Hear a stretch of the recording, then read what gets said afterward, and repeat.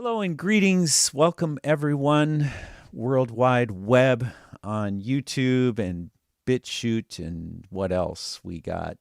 We got another backup on. I'm trying to think of the name of it now.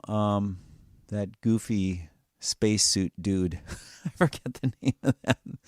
Anyway, welcome to our series on the reading of James Aitken Wylie's wonderful work, The History of Protestantism. I'm joined here with Michael in Germany. And today we're going to get into really interesting reading on chapter 3. And this is from lutheranlibrary.org. And that's our friend Alec that runs that. And there's other books that have been read in the past by others online. And this reading and discussion, though, is a new topic that I think Michael and I have agreed to delve into because we go deep into some interesting items that we haven't really, I haven't really gone into much detail on before. And it's always good to learn more about the history of all of these things. And of course, now we're in chapter 3, the development of the papacy from the times of Constantine and those of Hildebrand. And so here's a drawing. And this is, what does it say here? Penance of Henry the Fourth of Germany at Canossa. Yep. Mm. So I think we're going to be going into this topic here in this reading. So let's continue. So the title is The Development of the Papacy from the Times of Constantine to Those of Hildebrand. And here we go. I'll increase the size of the text a bit so we can see it nicely. Before opening our great theme, it may be needful to sketch the rise and development of the papacy as a political, ecclesiastical power. The history on which we are entering and which we must rapidly traverse is one of the most wonderful in the world. It is scarcely possible to imagine humbler beginnings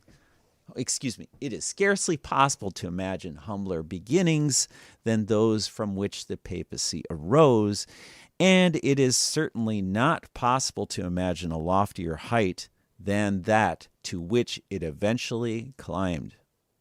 Yeah, so true, that statement, especially in these modern times.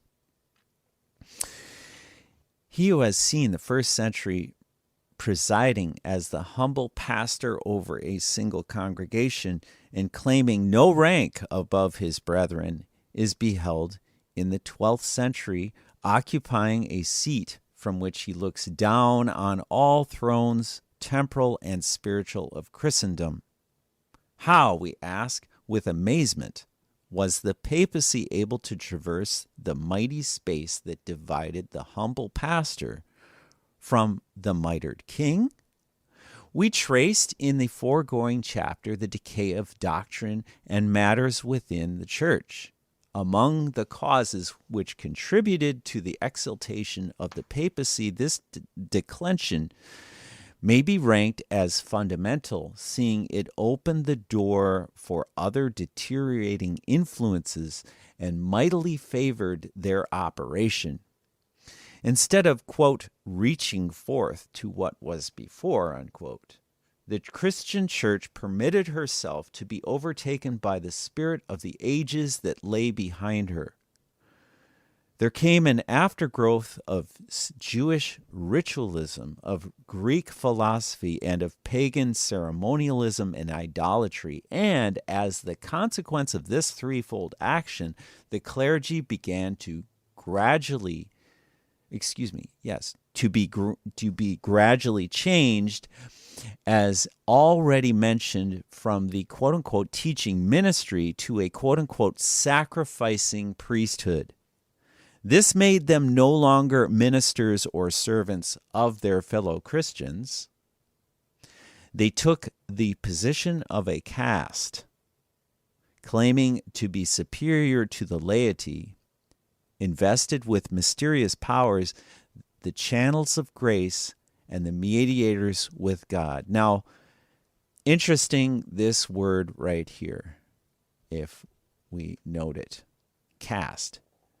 And I don't know if many are familiar with the caste, but I looked it up, and I just thought I'd mention it quick for those that aren't, okay? Because I'm not too familiar with these terms either. A caste is a fixed social group into which an individual is born with a particular system of social stratisfaction, a caste system. Within such a system, individuals are expected to marry exclusively within the same caste, follow lifestyles often linked to a particular occupation, hold a ritual status observed within a hierarchy, and interact with others based on cultural notions of exclusion, with certain castes considered as either more pure or more polluted than others. Yeah, Michael, I just seem to think about, growing up in the church I grew up and the way things were in the old ways. And, it was a very strict system. And we were taught in the strict system. And then all of a sudden, bam! Completely shattered. Welcome to modern life. It's a quagmire.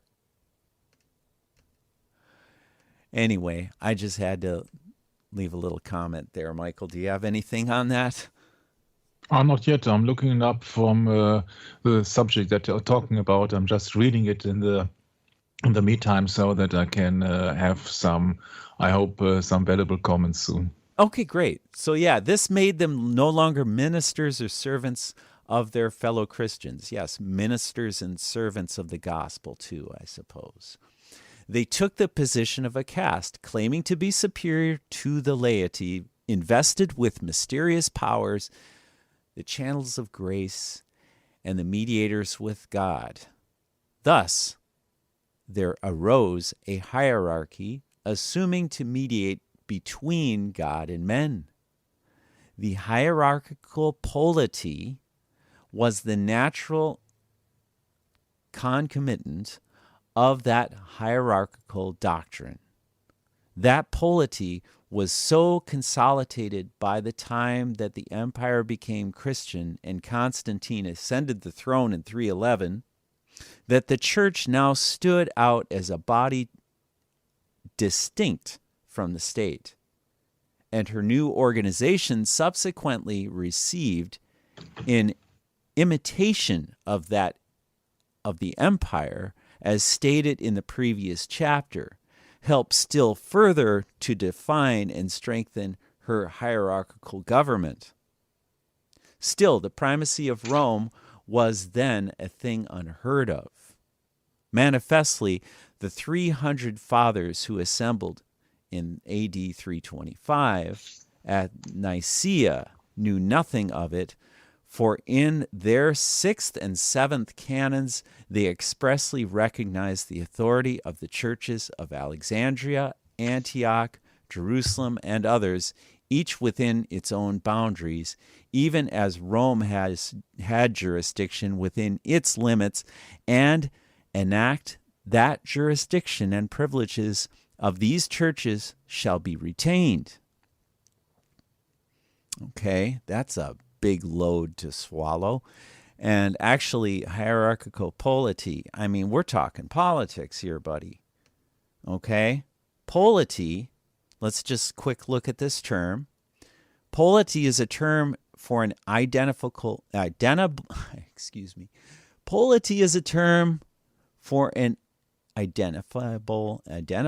political entity defined as a group of people with a collective identity who are organized by some form of institutionalized social relations and have a capacity to mobilize resources. A polity can be a group of people organized for governance, such as the board of a corporation, the government of a country, or the government of a country subdivision. A polity may be a republic administered by an elected representative or the realm of a hereditary monarch. This makes me think of the United States, Michael. In geopolitics, a polity can manifest in the different forms such as a state, an empire, an international organization, a political organization, and other identifiable resource manipulating organizational structures. A polity, like a state, does not need to be a sovereign unit. The most preeminent policies today are Westphalian states and nation states, commonly referred to as countries. Yeah. Anyway, it's interesting because, they say politics and religion are the two topics you should never touch when you're in a stranger's house. And we touch them all the time, Michael. Because there's so much controversy in these topics. But yeah, so let's go back here a little bit, just to the beginning of the sentence. This made them no longer ministers or servants to their fellow Christians. They took the position of a caste, claiming to be superior to the laity, invested with mysterious powers, the channels of grace, and the mediators with God. Thus, there arose a hierarchy assuming to mediate between God and men. The hierarchical polity was the natural concomitant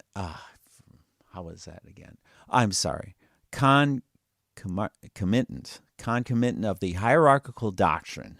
That's a load. The hierarchical polity was the natural concomitant of the hierarchical doctrine.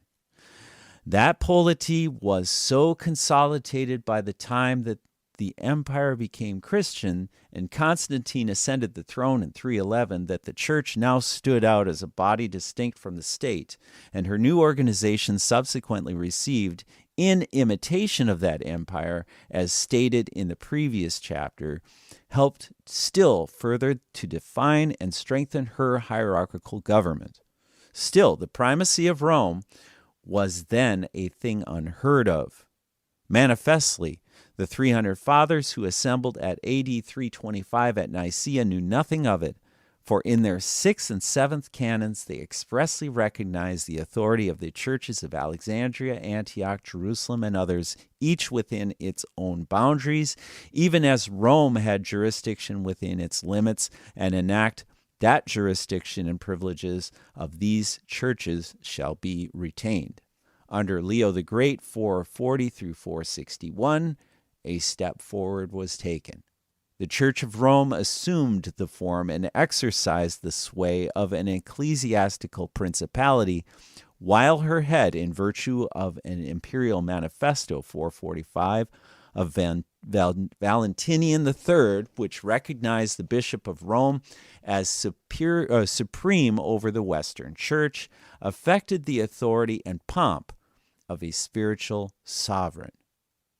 Still further, the ascent of the Bishop of Rome to the supremacy was silently yet powerfully aided by that mysterious and subtle influence which appeared to be indigenous to the soil on which his chair was placed. In an age when rank of the city determined the rank of its pastor, it was natural that the Bishop of Rome should hold something of that preeminence among the clergy which Rome held among cities. Gradually, the reverence and awe with which men had regarded the old mistress of the world began to gather round the person and the chair of her bishop. It was an age of factions and strifes, and the eyes of the contending parties naturally turned to the pastor of the Tiber. They craved his advice, or they submitted their differences to his judgment.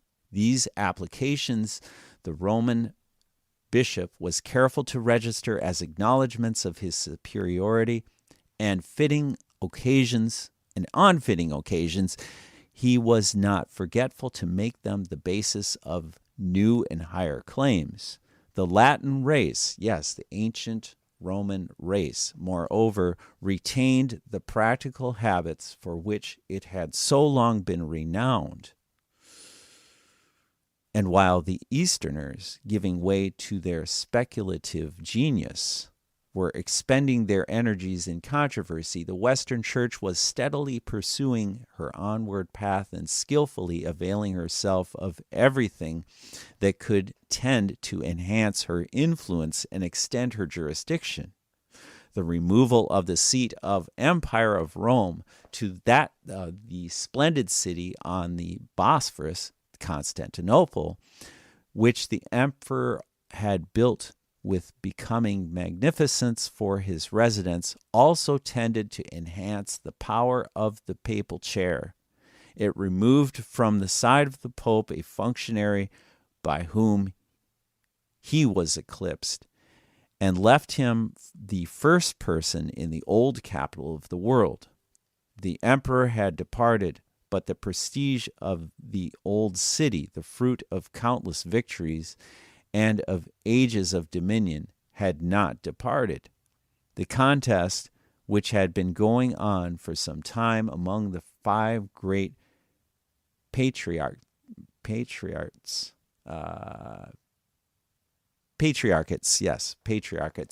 Antioch, Alexandria, Jerusalem, Constantinople, and Rome, the question at issue being the same as that which provoked the contention among the disciples of old, quote unquote, which was the greatest, was now restricted to the last two. The city on the Bosphorus was the seat of government and abode of the emperor.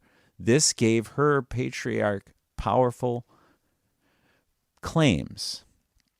But the city on the banks of the Tiber wielded a mysterious and potent charm over the imagination as the heir of her who had been the possessor of all power, of all the glory, and of all the dominion of the past. And this vast prestige, enabled her patriarch to carry the day. As Rome was the one city on earth, so her bishop was the one bishop in the church. A century and a half later, 606, this preeminence was decreed to the Roman bishop in imperial edicts of Focus. Thus, before the empire of the West fell, the Bishop of Rome had established substantially his spiritual supremacy and influence of a manifold kind, of which not the least part was the prestige of the city and the empire had lifted him to this fatal preeminence. But now the time has come when the empire must fall, and we expect to see that no supremacy which it had so largely helped to build up fall with it. But no, the wave of barbarism which rolled in from the north, overwhelming society and sweeping away the empire, broke harmlessly at the feet of the Bishop of Rome. The shocks that overturned dynasties and blotted out nationalities left his power untouched, his seat unshaken. Nay, it was at that very hour when society was perishing around him that the Bishop of Rome laid anew the foundations of his power and placed them where they might remain immovable for all time. He now cast himself on a far stronger element than any the revolution had swept away. He now claimed to be the successor of Peter, the Prince of the Apostles, and the Vicar of Christ. The canons of councils, as recorded in Harduin, showed a stream of decisions from Pope Celestine to the middle of the 5th century to Pope Boniface II in the middle of the 6th, claiming directly or indirectly this august prerogative. When the Bishop of Rome placed his chair with all the prerogatives and dignities vested in it, upon this ground he stood no longer a merely imperial foundation. He stood no longer upon a merely imperial foundation. Henceforward he held neither of Caesar nor of Rome. He held immediate of heaven. What one emperor had given, another emperor might take away. It did not suit the Pope to hold his office by so uncertain a tenure. He made haste, therefore, to place his supremacy where no future decree of emperor, no lapse of years, and no coming revolution could overturn it. He claimed to rest upon a divine foundation. He claimed to be not merely the chief of bishops and the first of patriarchs, but the vicar of the Most High God. Yeah, that reminds me of 2 Thessalonians chapter 2, right? Yeah. Yep. With the assertion of this dogma, the system of the papacy was completely, essentially, and doctrinally, but not as yet practically. It had to wait the full development of the idea of vicarship, which was not till the days of Gregory VII. But here we have the embryonic seed, the vicarship, namely out of which the vast structure of the papacy has sprung. This it is that plants at the center of the system a pseudo-divine jurisdiction and places the Pope above all bishops with their flocks, above kings, or above king with their subjects. This it is that gives the Pope 2 swords. This it is that gives him 3 crowns. The day when this dogma was proclaimed was the true birth of, the true birthday of popedom. The Bishop of Rome had till now sat in the seat of Caesar. Henceforward, he was now to sit in the seat of God. From this time, the growth of the popedom was rapid indeed. The state of society favored its development. Night had descended upon the world from the north, and in the universal barbarism, the more prodigious and pretensions were, the more likely they were to find both belief and submission. The Goths, on arriving in their new settlements, beheld a religion which was served by magnificent cathedrals, imposing rituals, and wealthy and powerful prelates, presided over by a chief priest in who reputed sanctity and ghostly authority they found again in their own chief druid. These rude warriors, who had overturned the throne of the Caesars, bowed down before the chair of the popes. The evangelization of these tribes was a task of easy accomplishment. The quote-unquote Catholic faith, which they began to exchange for their paganism or Arianism, consisted chiefly in their being able to recite the names of the objects of their worship, which they were left to adore with much the same rituals as they had practiced in their native forests. They did not much concern themselves with the study of Christian doctrine or the practice of Christian virtue. The age furnished but few manuals of the one and still fewer models of the other. The first of the Gothic princes to enter the Roman communion was Clovis, king of the Franks, in fulfillment of a vow which he had made on the field of the Tolbiac. I can't pronounce that. I don't know. I probably butchered it. The Tolbiac, where he vanquished the Elemni.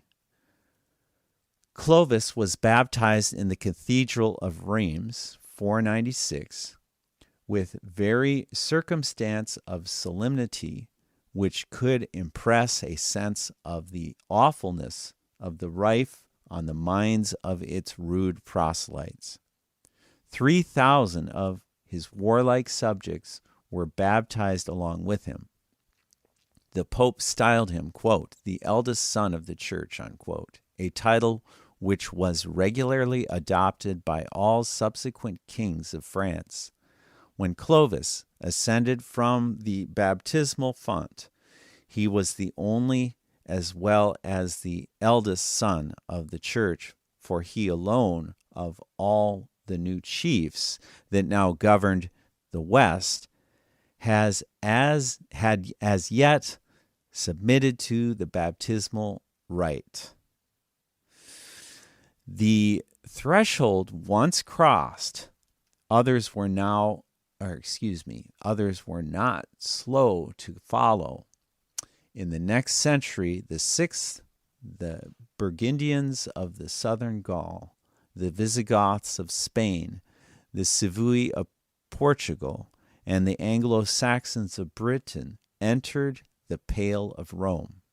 In the 7th century, the disposition was still growing among the princes of Western Europe to submit themselves and refer their disputes to the pontiff as their spiritual father. Never mind in the chapter Matthew says, call no man father, right, Michael? National assemblies were held twice a year under the sanction of the bishops. The prelates made use of these gatherings to procure enactments favorable to the propagation of the faith as held by Rome.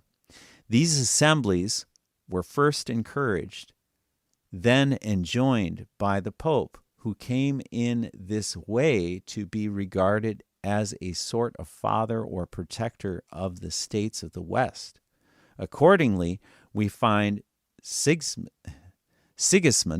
king of Burgundy, ordering 544 that all assemblies should be held for the future on both the 6th of September every year, quote, at which the time the ecclesiastics are not so much engrossed with the worldly cares of husbandry, unquote. The ecclesiastical conquest of Germany was in this century completed, and thus the spiritual dominions of the Pope were still farther extended. In the 8th century, there came a moment of supreme peril to Rome. At almost one and the same time, she was menaced by two dangers which threatened to sweep her out of existence, but which, in their issue, contributed to strengthen her dominion. On the west, the victorious Saracens, having crossed the Pyrenees and overturned the south of France, were watering their seeds at the Loire and threatening to descend upon Italy and plant the crescent in the room of the cross. On the north, the Lombards, who under Alboin had established themselves in central Italy 2 centuries before, had burst the barrier of the Apennines and were brandishing their swords at the gates of Rome. They were on the point of replacing Catholic orthodoxy with the creed of Arianism.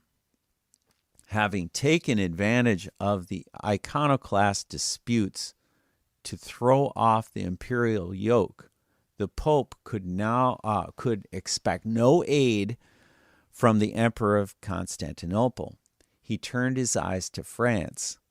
The prompt and powerful interposition of the Frankish arms saved the papal chair, now in extreme jeopardy.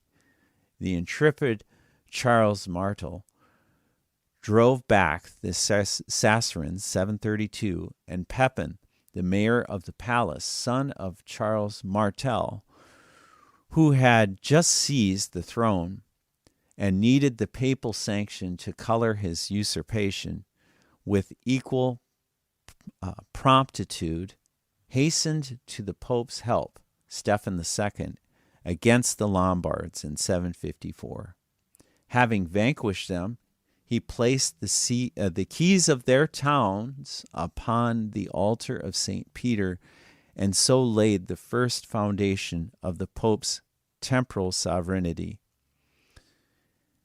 Yet the yet more illustrious son of Pepin, Charlemagne, had to repeat this service in the Pope's behalf. The Lombards becoming troublesome, Charlemagne subdued them a second time.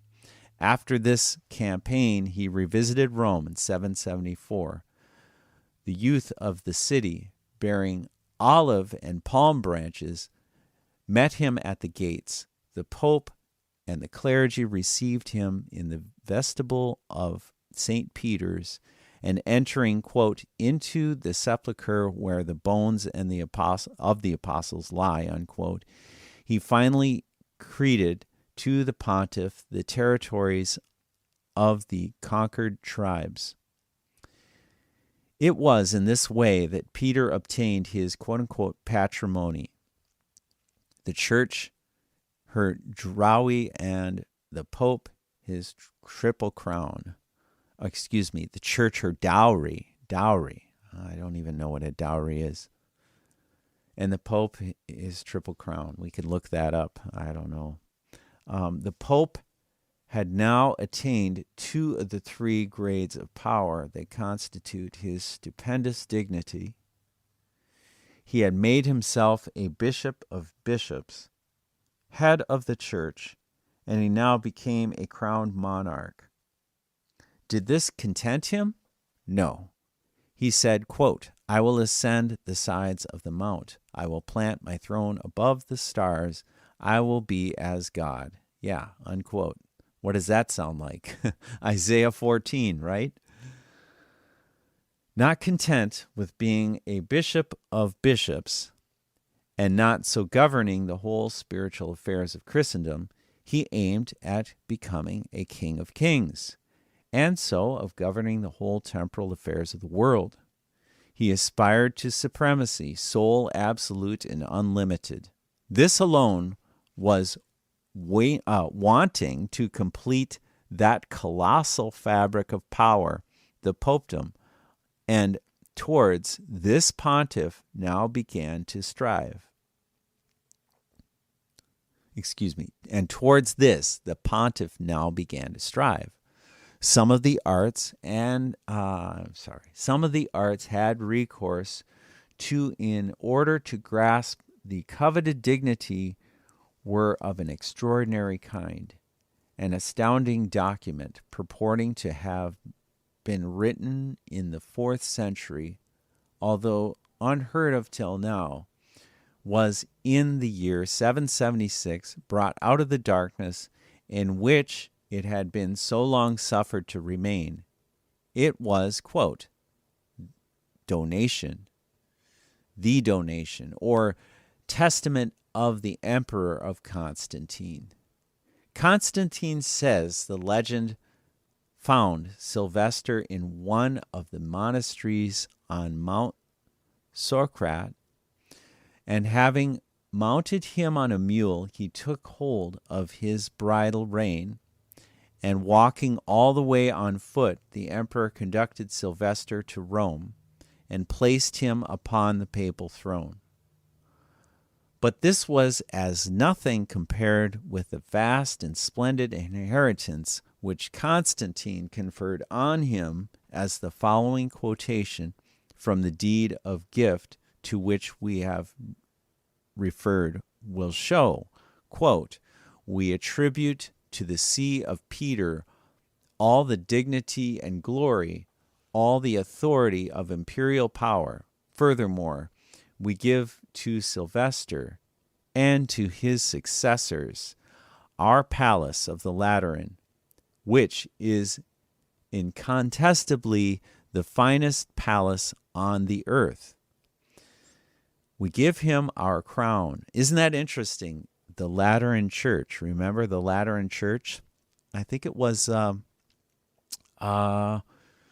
Richard Bennett who was talking about how the Vatican is really subservient to the Lateran. So the Lateran is the seat of Rome. It's not the Vatican. That was from Richard Bennett, and I believe he's correct, because we'll read right here. "We attribute to the see of Peter all the dignity, all the glory, all the authority of the imperial power. Furthermore, we give to Sylvester and to his successors our palace of the Lateran, which is incontestably the finest palace on earth." Yeah, the quote-unquote seat of Peter, right? "We give him our crown, our mitre, our diadem, and all our imperial vestments. We transfer to him the imperial dignity. We bestow on the Holy Pontiff in free gift the city of Rome and all the western cities of Italy. To cede precedence to him, we divest ourselves of our authority over all those provinces, and we withdraw from Rome, transferring the seat of our empire to Byzantium, inasmuch as it is not proper that an earthly emperor should preserve the least authority, where God hath established the head of his religion." Unquote. Yeah, what a statement.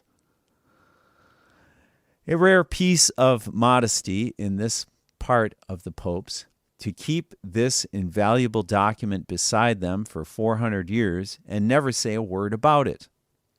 And equally admirable, the policy of selecting the darkness of the 8th century as the fittest time for its publication. To quote it is to refute it. It was probably forged a little before AD 754.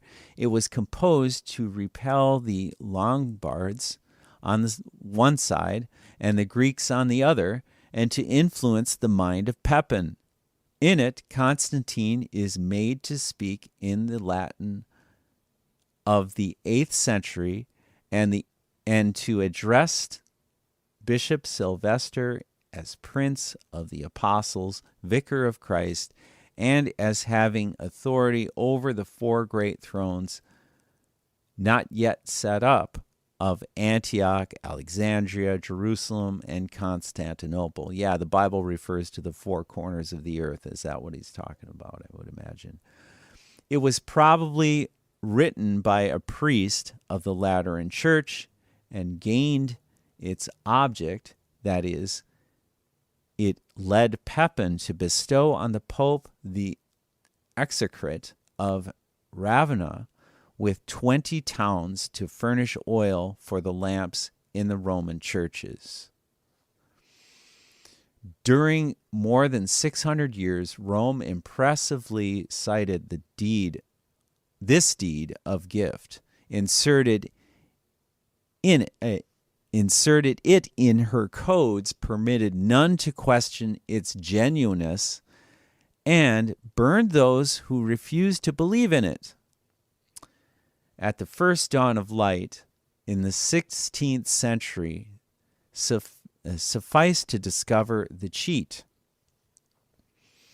In the following century, another document of like extraordinary character was given to the world.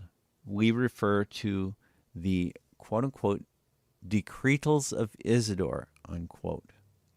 These were concocted about the year 845. They profess to be a collection of the letters, rescripts, and bulls of early pastors of the Church of Rome.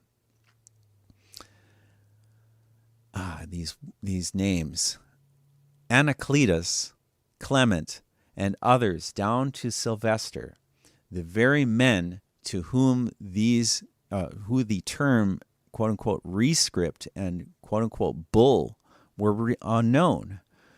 The burden of this compilation was the pontifical supremacy which it affirmed had existed from the first age.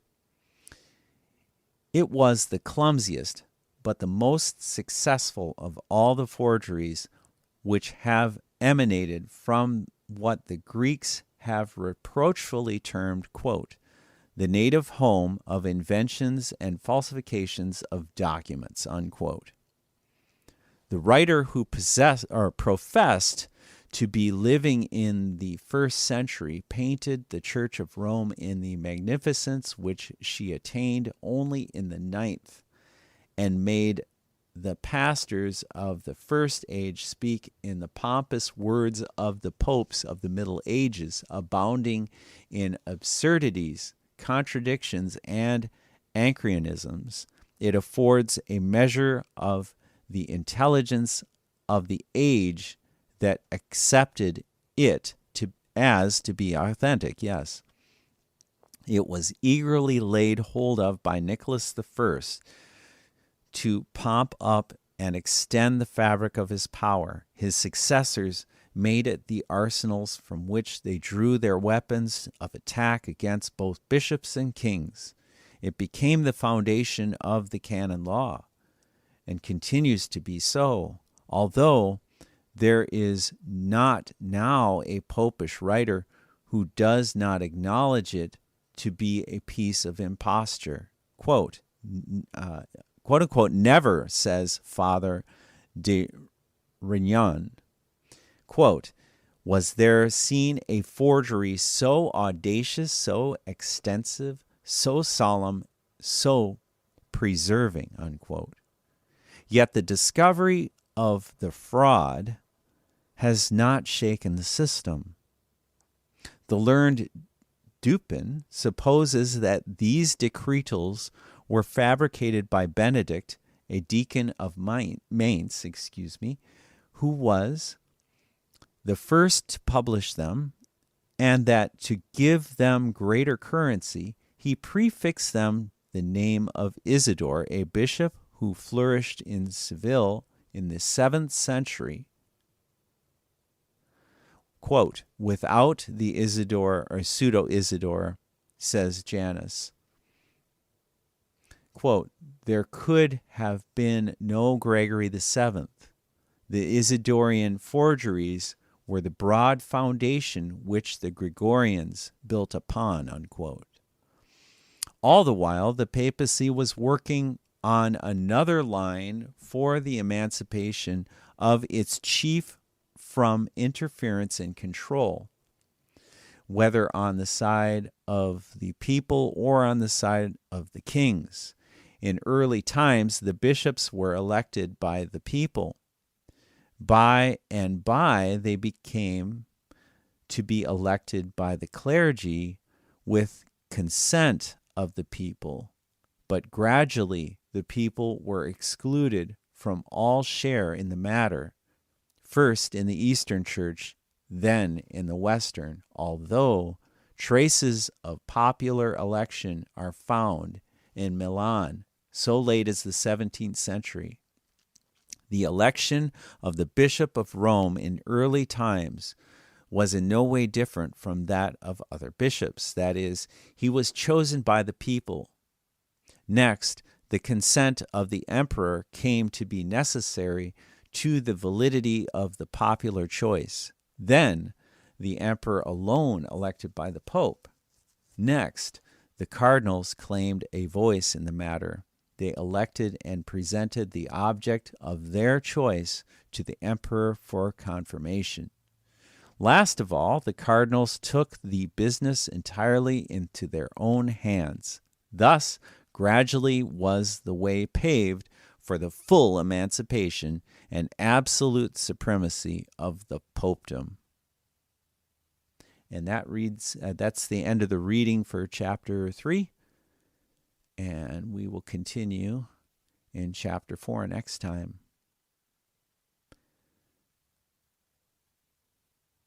Michael, are you still there? Yes, I'm here. Yeah, quite a chapter.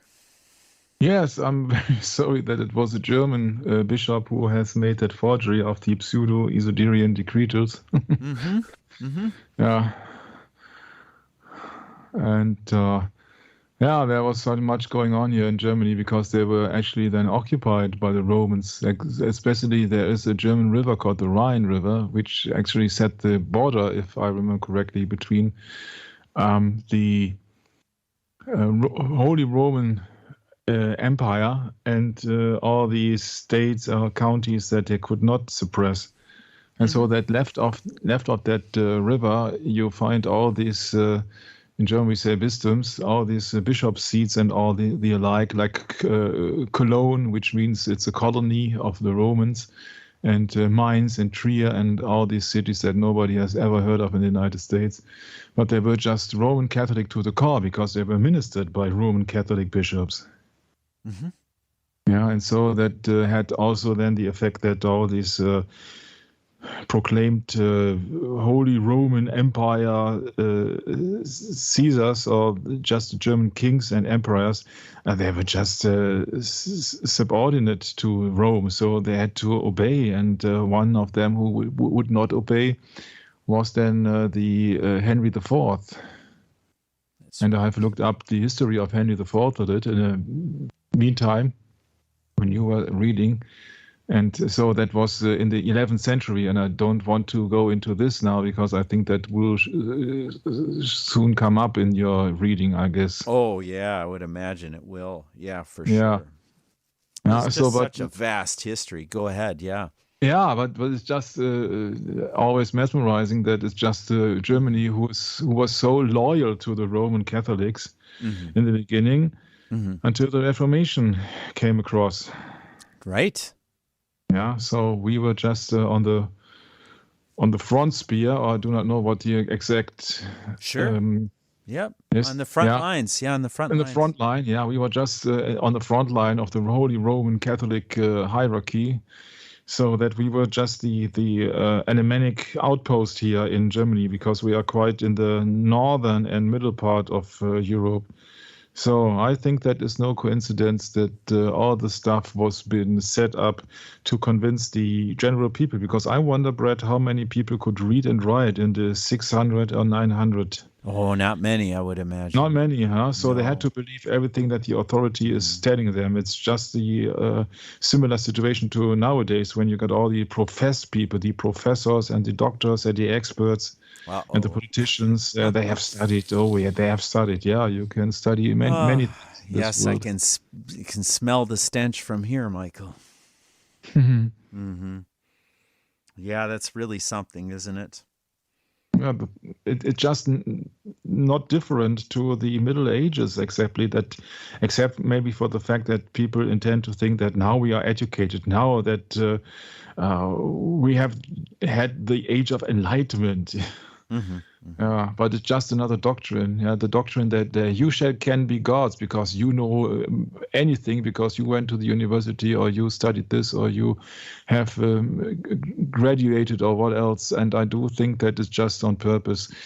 You won't come across many of these facts that you are reading from this particular book, as well as other people who are reading from other sophisticated or older books. You won't come across that in the mainstream media or in the school system nowadays. They won't hide. They will hide it from you. They don't want to touch on these subjects because people could intend to think on their own, and I think that every state would like to subdue this. Yes. I think that you see that they're free speech. all in union against it. Yes, it says that in Psalms chapter 2 as well.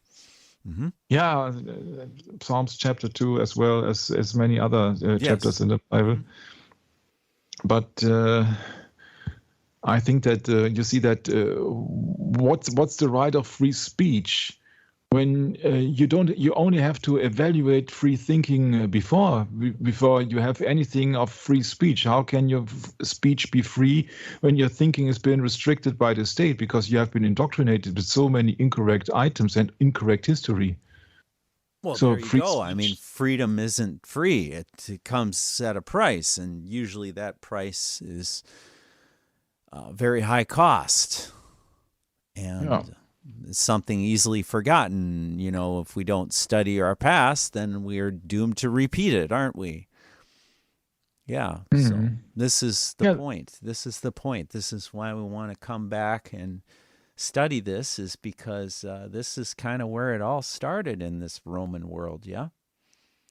And James Aitken Wylie has referred to that many times in previous readings we've done of his works here on this channel. You know, it's a Roman world. Sorry. It's really simple. It's been around for 2,000 years. It's like that old saying, Rome wasn't built in a day. So you can't expect you're going to gain an appreciation for how it was built in a day either. It takes many, many, many days. Yeah, but actually this was in the 600, 700, 800, 900 years, if I understand it correctly, but it was no independent state here. It was just another proxy of Rome. Yes. And I think that this is what people in the school system do not realize, that they were just having authority behalf of the Pope of Rome, and not because there would be independent rulers or they have been elected from the people. You see, in the Middle Ages, also the people would have never guessed that there was a possibility to ask the regular John Doe about what he wants, but it was just a hierarchical system, and it was just from top to bottom down government. But also these kings and emperors, they seemed to be legitimate and they seemed to be independent, but they was just only the deputies of Rome. Yeah, that's kind of how it works, doesn't it? But it's the same situation now. Yes, it's the same thing today. It really is. And that's what we're getting to in this study is that, you know, nothing has changed. It's all the same system, and it's all based on a lie. So, yeah, it's interesting, you know, when you really consider what the Bible's trying to tell us, you know, that those that how does it go again now? Those that you mean those that love their life will lose it, and those that lose their life for my sake shall find it, you know? Go ahead, Michael, you were going to say? Yeah, and I thought you would like to repeat Psalms 2 or so. That. Yeah, that too. That. I think that you also have to bear in mind that it's just the beginning, the source of all these evil kingdoms, or real heretic rulers in the sense of the Bible. It would be 1 Samuel chapter 8. Mm-hmm. And they wanted to be ruled like the pagans. Give us a king who rules over us like the pagans. Right. That's right. That's what you got. Yeah, that's right. Remember that Jesus said, okay, you give the tenth to the emperor or so. That was the taxation, the tenth, so 10%. If I remember correctly, somebody, I can't remember now. Sounds right. Mm-hmm. But it was the tenth. Huh? So, and now you got a taxation of, I do not know, 30, 40, 50%. Depending on who you are and what you do. Usually when you're young, 30%. Yeah, at least. Yeah. At least. Yeah, and that always hits young people really hard. Hit me really hard. So don't feel alone out there. It's just how the system works, and you just have to learn how to cope with it, you know. And yeah. Anyway, yeah, thank you, Michael, for joining me today on the reading. You're welcome. It was refreshing to get back into reading this topic. And looking forward to continuing, God willing, that we can do that next time. And hope to see everyone then, and hope everyone's doing well and safe and keeping in good faith and good spirits on this Sabbath. Today is of course, the 2nd of December. I forgot to mention that, but we'll see you next time. God willing. Maranatha.